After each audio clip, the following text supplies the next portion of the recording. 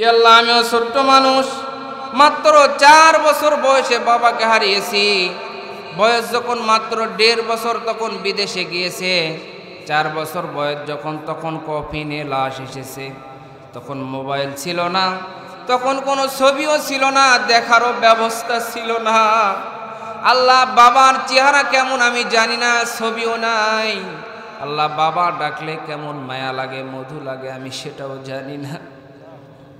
আল্লাহ, এখানে অনেক সন্তান আছে, তাকায় দেখেন চোখের কোণার ভিতরে পানি চলে এসেছে। আল্লাহ, ওই সন্তানের দোয়াখানাকে কবুল করে নেন। আমরা অনেক মানুষ এখানে আছি যাদের পিতামাতা অন্ধকার কবরে চলে গেছে। এরকম মানুষ আমরা নেই? পিতামাতার কথা স্মরণ করব, তারা কত ভালোবাসত, মহব্বত করত। তাদের সেই ভালোবাসার দিনের কথা স্মরণ করে তাদের জন্য দোয়া করব। আবার হতে পারে আজকের এই আলোচনায় আমাদের জীবনের শেষ আলোচনা হতে পারে না। হয়তো আগামী কাল ফজরের সময় মসজিদের মাইকে এলান হয়ে যাবে যে মুজাহিদুল ইসলাম বক্তা আর দুনিয়ার ভিতরে নাই, বাদ জোহর জানাজার নামাজ। কি হতে পারে না? এটা কি অসম্ভব কিছু? হতেই পারে। এই জন্য হতে পারে এটাই আমাদের জীবনের শেষ দোয়া। এই মনে করে আল্লাহ তাআলার কাছে দোয়া করব, চোখের কর্নারে পানি আনার চেষ্টা করব। জাহাঙ্গীর আলম, গুড়া মরিচ 5 কেজি। আল্লাহ তুমি দাতার দানকে কবুল করেন। সবাই বলেন আমিন, আল্লাহুম্মা আমিন। আলহামদুলিল্লাহি রাব্বিল আলামিন, ওয়াসসালাতু ওয়াসসালামু আলা সাইয়্যিদিল আমবিয়া ওয়াল মুরসালিন ওয়া আলা আলিহি ওয়া আসহাবিহি আজমাইন। ইয়া রাব্বে কারীম, আল্লাহ রহমতের নজর দিয়ে তাকায় দেখেন এই যে 6 বাড়িয়া এই প্রাঙ্গণে বসে দীর্ঘক্ষণ সময়, রাত্রি 1টা বেজে গেছে। আল্লাহ, এত গভীর রাত পর্যন্ত মানুষগুলো বসে বসে পাগলের মতো কোরআনের কথাগুলো শুনতেছিল। আল্লাহ, আমি চেয়েছিলাম 1টা পর্যন্ত কথা বলতে, কিন্তু প্রায় চেয়েছিলাম 12টা পর্যন্ত কথা বলতে, কিন্তু 1টা বেজে গেল সব মিলে দোয়া করতে করতে। আল্লাহ, মানুষগুলো কোরআনের জন্য এত পাগল, বারবার স্লিপ দিয়ে বলে হুজুর আরো একটু বলেন, ইসলামী সঙ্গীত বলেন, কোরআনের কথাগুলো বলেন। আল্লাহ, এটা আমার আকর্ষণে না, কোরআনের আকর্ষণে মানুষগুলো চাতক পাখির মতো বসে আছে। আল্লাহ, যে মানুষগুলো কোরআন শোনার জন্য এত পাগল, তোমার কোরআনকে যারা এত মহব্বত করে ভালোবাসে, আল্লাহ তুমি প্রত্যেককে হযরতে ওমরের মতো, আলীর মতো কবুল করে নাও। ইয়া রাব্বি কারীম, আল্লাহ দীর্ঘক্ষণ ধরে আলোচনা করেছি, সূরা মুদ্দাসসির থেকে আলোচনা করেছি জাহান্নামীরা জাহান্নামে যাওয়ার 4টি কারণ বলবে। 1 নম্বর কারণ বলবে নামাজ পড়তাম না, 2 নম্বর কারণ বলবে মিসকিনদেরকে আহার্য দিতাম না, 3 নম্বর কারণ বলবে সমালোচনাকারীদের সাথে সমালোচনা করতাম, 4 নম্বর কারণ বলবে কিয়ামতের দিন, বিচারের দিনকে বিশ্বাস করতাম না। আল্লাহ, এই 4টি খারাপ দিক আমাদের যাদের ভিতরে আছে, আল্লাহ আজকে থেকে তওবা করে পরিবর্তন হওয়ার তৌফিক দান করেন। ইয়া রাব্বে কারীম, আল্লাহ মৃত্যু পর্যন্ত 5 ওয়াক্ত নামাজ জামাতের সাথে পড়া তৌফিক দান করেন। আল্লাহ, ইয়া রাব্বে কারীম, আল্লাহ গুনাহমাখা দুখানা হাত রহমতের দরজায় ভিখারির মতো পেতে দিয়েছি। এই সময় বর্তমান অফিস আদালতের দরজা বন্ধ, কোর্ট কাছারির দরজা বন্ধ। তবে আমরা জানি আমরা গুনাহগার, আমাদের জন্য তো আপনার রহমতের দরজা সব সময় খোলা রয়েছে রে আল্লাহ। আল্লাহ, আপনি যদি আমাদেরকে ফিরায় দেন আমরা কার দরবারে যাব? কারণ আমরা ছাড়া আপনার অনেক বান্দা আছে, কিন্তু আপনি ছাড়া তো আমাদের আর কোনো রব নাই। আল্লাহ, আপনার নাম তো রহমান, গফফার, সাত্তার, এগুলো নামের ওসিলায় আমাদের জীবনের সমস্ত গুনাহগাতাগুলো মাফ করে দেন। ইয়া রাব্বি কারীম, আল্লাহ অনেকেই দান করেছে, প্রাণ ভরে গেছে, অনেকেই দান করেছে। আল্লাহ, প্রত্যেকের দানকে আপনি কবুল করে নেন। আল্লাহ, যে যে নেক আশা নিয়ে দান করেছে, আল্লাহ প্রত্যেকের দানকে আপনি কবুল করে নেন। আল্লাহ, অনেকে দান করবে মনে মনে নিয়ত করেছে, তাদেরকেও কবুল করেন। যারা নিয়ত করে নেয়, আল্লাহ তাদেরকেও নিয়ত করে পরবর্তীতে দেওয়ার তৌফিক দান করেন। ইয়া রাব্বি কারীম, আল্লাহ বিশেষ করে মসজিদের ইমাম সাহেবকে আপনি কবুল করে নেন।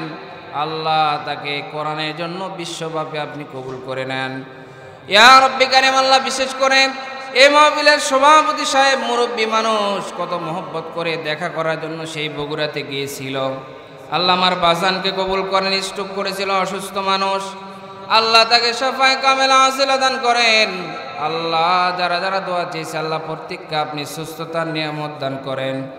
ইয়া রব্বি কারীম, আল্লাহ এলাকাবাসীকে আপনি কবুল করেন, মহল্লাবাসীদেরকে কবুল করেন, প্রত্যেকের ঘরে ঘরে আপনি দ্বীনের বুঝ দান করেন। আল্লাহ মা বোন অনেকে এসেছে, আল্লাহ প্রত্যেক মা বোনকে হযরতে খাদিজা, হযরতে আয়েশা, ফাতেমার মতো কবুল করে নেন। আল্লাহ সংসারের ভিতরে যাদের অশান্তি, আল্লাহ নানান ধরনের সমস্যা, আল্লাহ শান্তি নেই, আল্লাহ আপনি শান্তির ফায়সালা করায় দেন। আল্লাহ অনেক মানুষ এখানে আমরা আছি যারা বাড়িতে গিয়ে মা বলে ডাকবো মা সাড়া দিবে, বাবা বলে ডাকবো বাবা সাড়া দিবে। আবার অনেক হতভাগা সন্তান আমরা এখানে বসে আছি, তাদের দুনিয়ার ভিতরে মা বলে বাবা বলে ডাকার মতো কেউ নাই। আল্লাহ আল্লাহ আমিও ছোট্ট মানুষ, মাত্র 4 বছর বয়সে বাবাকে হারিয়েছি।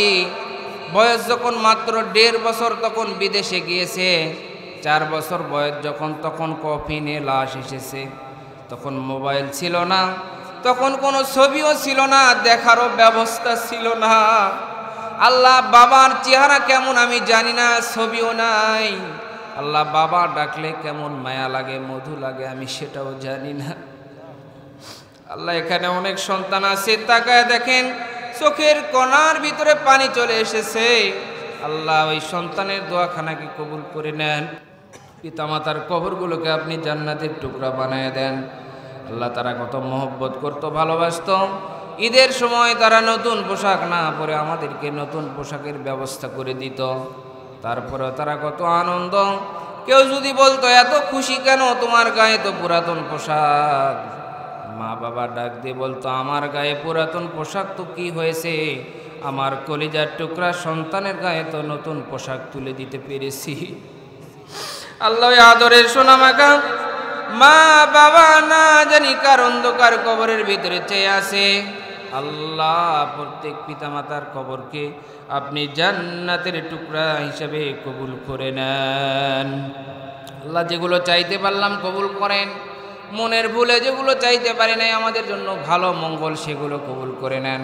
সামনে রমজান মাস, আল্লাহ রমজান মাস পর্যন্ত আপনি আমাদেরকে সুস্থতার সাথে পৌঁছায় দেন। রমজানের একটা মুহূর্ত যেন হেলাই খেলায় নষ্ট না হয়। আল্লাহ পরিপূর্ণভাবে রমজানের প্রস্তুতি নেওয়ার তৌফিক দান করেন। আল্লাহ শেষ ফরিয়াদ, জানি না কার জন্য অলরেডি কাপনের কাপড় রানীনগর বাজারে পাশের মার্কেটে চলে এসেছে। আল্লাহ জানি না কার জন্য বাজারের মাছটা পেকে রেডি হয়ে আছে, জানি না কার জন্য কবরের মাটি ডাকতেছে আজকেই তোর জীবনের শেষ দিন, আয় আয় আমার কবরের ভিতরে তুই আয়।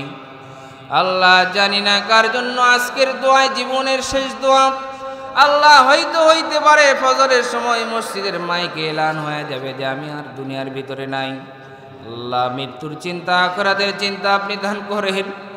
আল্লাহ এখন যদি আমি মরিয়া যাই, মানুষগুলো দেখার জন্য ঝাঁকে ঝাঁকে দলে দলে আসবে। সবাই কেউ আর আমাকে মানুষ বলবে না, বলবে লাশ।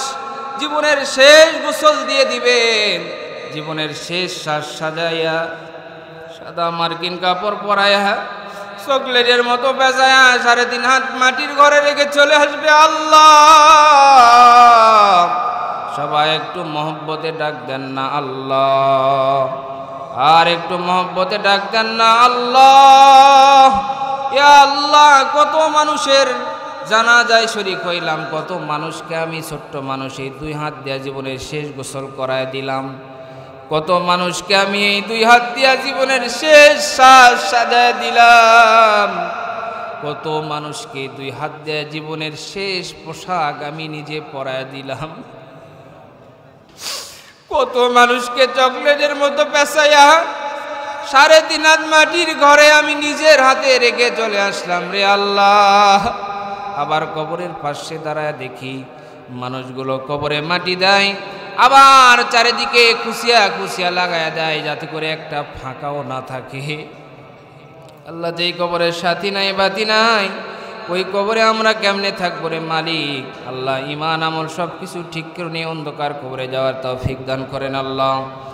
ইয়া রব্বে কারীম আজকের শেষ ফরিয়াদ, যখন মৃত্যু আসবে, মালাকুল মউত ফেরেশতা আজরাইল যখন আসবে, জীবনের শেষ মুহূর্ত যখন চলে আসবে, রমজান মাসে মৃত্যু দিন, জুমার দিনে দিন, আর আজরাইল আলাইহিস সালামকে দেখার সাথে সাথে আপনি আমাদের সকলের জবানে জারি করেন মধুর কালেমা লা ইলাহা ইল্লাল্লাহু মুহাম্মাদুর রাসূলুল্লাহ বিরহমাতিকা ইয়া আরহামার রাহিমিন। কথার দ্বারা কেউ কষ্ট পেয়ে থাকলে মাফ করবেন।